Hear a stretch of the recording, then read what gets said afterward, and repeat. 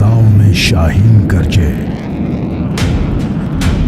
वही समंदरों में पाकिस्तान नेवी की হুকমরানি। যে জলসীমাকে ভারত যুগের পর যুগ নিজেদের পৈতৃক সম্পত্তি ভেবে এসেছে, ঠিক সেখানেই এবার রচিত হচ্ছে তাদের ইতিহাসের সবচেয়ে বড় পরাজয়ের চিত্রনাট্য। দীর্ঘ ৫৫ বছর পর নীল পানির অতর গভীরে ফিরছে পাকিস্তানের সাবমেরিন, আর তার পেছনে পাথরের মতো শক্ত অবস্থানে দাঁড়িয়ে আছে পরাশক্তি চীন এবং আমাদের প্রিয় মাতৃভূমি বাংলাদেশ। এটি নিছক কোনো সামরিক টহল নয়, এটি ভারতের সেই নোংরা আগ্রাসনের সরাসরি জবাব, যা তারা শিলিগুড়ি করিডোর দিয়ে বাংলাদেশের উপর চাপিয়ে দেওয়ার চেষ্টা করেছিল। নয়াদিল্লির সাউথ ব্লকে এখন চরম আতঙ্ক। তাদের পাতা ফাঁদে তারা নিজেরাই আজ পুরোপুরি অবরুদ্ধ। ভারতের মূল ভূখণ্ড থেকে সেভেন সিস্টার্স চিরতরে বিচ্ছিন্ন হবার ভয় এবং সেই সাথে বঙ্গোপসাগরে পরমাণু শক্তিধর সাবমেরিনের অবাধ বিচরণ, সব মিলিয়ে ভারতের প্রতিরক্ষা ব্যবস্থা ভেঙে পড়ার উপক্রম হয়েছে। ঘটনার শেকড় খুঁজতে হলে আমাদের চোখ রাখতে হবে ভারতের উত্তর পূর্ব সীমান্তের দিকে। মানচিত্রের দিকে তাকালে আসাম, ত্রিপুরা, মেঘালয় সহ ভারতের ৭টি রাজ্যকে মূল ভূখণ্ডের সাথে যুক্ত করে রাখা একটি অত্যন্ত সরু পথ চোখে পড়ে। মাত্র ২০ থেকে ২২ কিলোমিটার চওড়া এই জায়গাটির নাম শিলিগুড়ি করিডর, যাকে সামরিক পরিভাষায় চিকেন নেক বলা হয়। এটি ভারতের অস্তিত্বের জন্য সবচেয়ে দুর্বল জায়গা। চীনের সাথে ভারতের সম্মুখ যুদ্ধ শুরু হলে এই ২২ কিলোমিটারের সরু পথটি দখল করতে চীনের পিপলস লিবারেশন আর্মির মাত্র কয়েক ঘন্টা সময় লাগবে। আর এই পথটি হাতছাড়া হওয়া মানেই ভারতের মানচিত্র থেকে এই ৭টি রাজ্য চিরতরে মুছে যাওয়া। এই চরম ভীতি থেকেই ভারত তাদের এই দুর্বল পয়েন্টকে একটি অভেদ্য সামরিক ঘাঁটিতে পরিণত করার আগ্রাসী পদক্ষেপ নিয়েছে। প্রতিরক্ষা দপ্তরের ফাঁস হওয়া তথ্য এবং স্যাটেলাইট ইমেজারে প্রমাণ করছে ভারত এই চিকেন নেকে তাদের সর্বাধুনিক রাফাল যুদ্ধবিমানের স্কোয়াড্রন মোতায়েন করেছে। বসানো হয়েছে উচ্চ ক্ষমতা সম্পন্ন আকাশ প্রতিরক্ষা ব্যবস্থা। এখানেই শেষ নয়, বাংলাদেশ সীমান্ত ঘেঁষা ভারতের ৪টি পরিত্যক্ত বিমান ঘাঁটিকে রাতারাতি নতুন করে পুরোপুরি সক্রিয় করা হয়েছে। ভবিষ্যৎ যুদ্ধের প্রস্তুতি হিসেবে শিলিগুড়ি করিডোরের মাটির নিচ দিয়ে তৈরি করা হচ্ছে এক সুবিশাল ভূগর্ভস্থ রেল লাইন, যাতে উপর থেকে হামলা হলেও মাটির নিচ দিয়ে তাদের সামরিক সরবরাহ সচল থাকে। ভারতের এই বিপুল সামরিক আয়োজনের মূল টার্গেট কেবল চীন নয়, বরং তাদের প্রধান লক্ষ্য বাংলাদেশকে চারিদিক থেকে সামরিক বেষ্টনীতে আটকে ফেলা। ভারত তাদের এই সামরিক পেশিশক্তি প্রদর্শন করে ঢাকাকে সবসময় আতঙ্কে রাখতে চায়। নয়াদিল্লির ছক ছিল অত্যন্ত পরিষ্কার, বাংলাদেশ যেন ভবিষ্যৎ দিনগুলোতে চীন বা অন্য কোনো সামরিক পরাশক্তির সাথে হাত মেলাতে না পারে, তার জন্য আগে থেকেই একটি ভয়ের পরিবেশ তৈরি করে রাখা। কিন্তু দিন বদলে গেছে। ভারতের দাদাগিরি মেনে নেওয়ার সময় চিরতরে শেষ।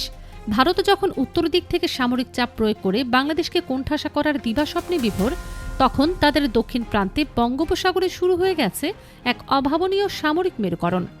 দীর্ঘ ৫ দশক পর এই জলসীমায় ফিরেছে পাকিস্তানের নৌবাহিনী, আর এই প্রত্যাবর্তনের সাথে জড়িয়ে আছে ভারতীয় নৌবাহিনীর বুকের ভেতর লুকিয়ে থাকা এক পুরনো ট্রমা।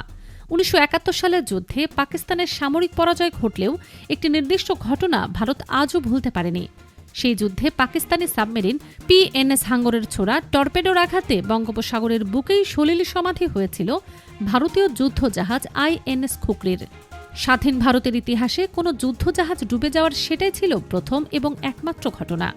এই চরম অপমানের ৫৫ বছর পর পাকিস্তান ঠিক একই হাঙ্গর নামটিকে সামনে এনেছে। চীনের শিপইয়ার্ড থেকে সম্পূর্ণ নতুন এবং অত্যাধুনিক প্রযুক্তিতে তৈরি করা হয়েছে এই হাঙ্গর ক্লাস সাবমেরিন। চলতি বছরের এপ্রিল থেকে চীনের শিপইয়ার্ড থেকে এই সিরিজের প্রথম সাবমেরিনটি পাকিস্তানের হাতে তুলে দেয়া হয়।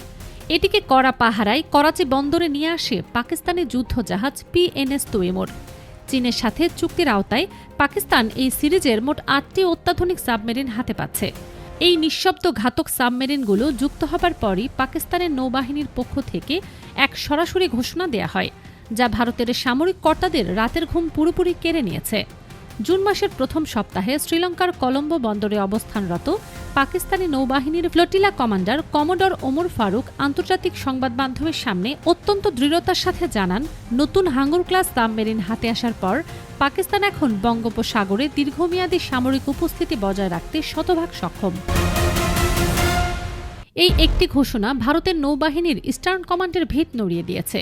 বঙ্গোপসাগরকে ভারত এতদিন তাদের নিজস্ব পুকুর বলে মনে করত, কিন্তু এখন থেকে এই অঞ্চলে পাকিস্তানের অত্যাধুনিক সাবমেরিন নিয়মিত টহল দেবে।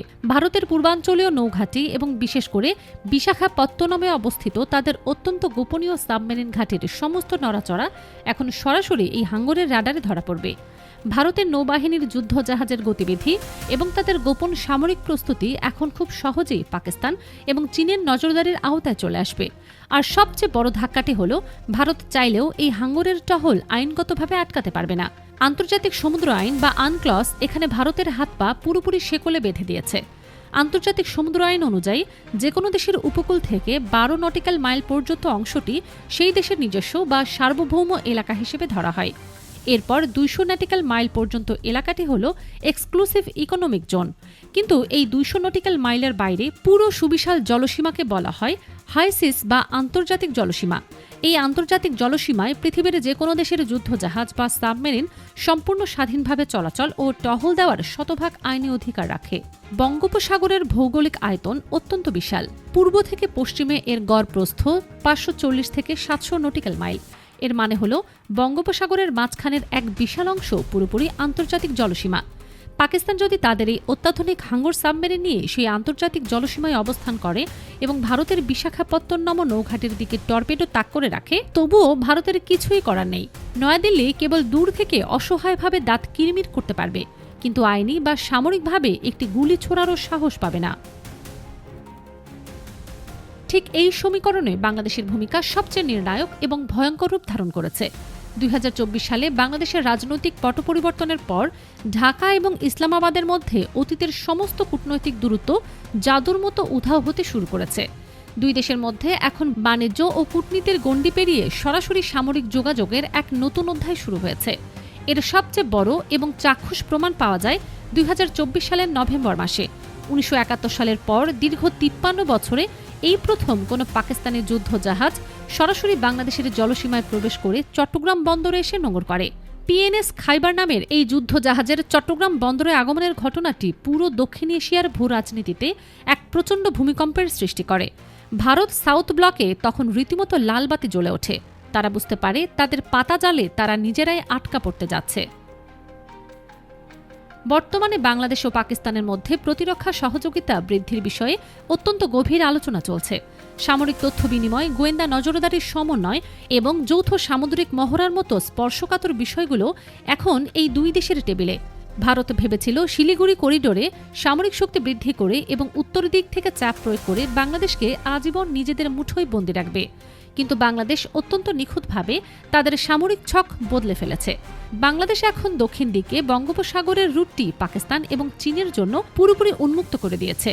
এর ফলে ভারত এখন এক চরম ত্রিমুখী মৃত্যু ফাঁদে পড়েছে। উত্তরে শিলিগুড়ি করিডরে চীনের পিপলস লিবারেশন আর্মির তীক্ষ্ণ নজর, দক্ষিণে বঙ্গোপসাগরের নীল পানির নিচে পাকিস্তানের নিঃশব্দ ঘাতক হাঙ্গর সাবমেরিনের আনাগোনা, আর মাঝখানে এক শক্ত এবং স্বাধীন অবস্থানে দাঁড়িয়ে আছে বাংলাদেশ। ভারত নিজেদের সামরিক দাদাগিরি প্রতিষ্ঠা করতে গিয়ে যে নোংরা খেলা শুরু করেছিল, বাংলাদেশ, পাকিস্তান ও চীনের এই পাল্টা ত্রিমুখী আক্রমণাত্মক ছকের কারণে ভারত আজ সম্পূর্ণ পরাস্ত। বঙ্গোপসাগরে ভারতের একক আধিপত্যের যে অহংকার ছিল, তা আজ চিরতরে ধুলোয় মিশে গেছে। দক্ষিণ এশিয়ার মানচিত্রে ভারতের সেই একচ্ছত্র ক্ষমতার দম্ভ এখন কেবলই এক মৃত অতীত।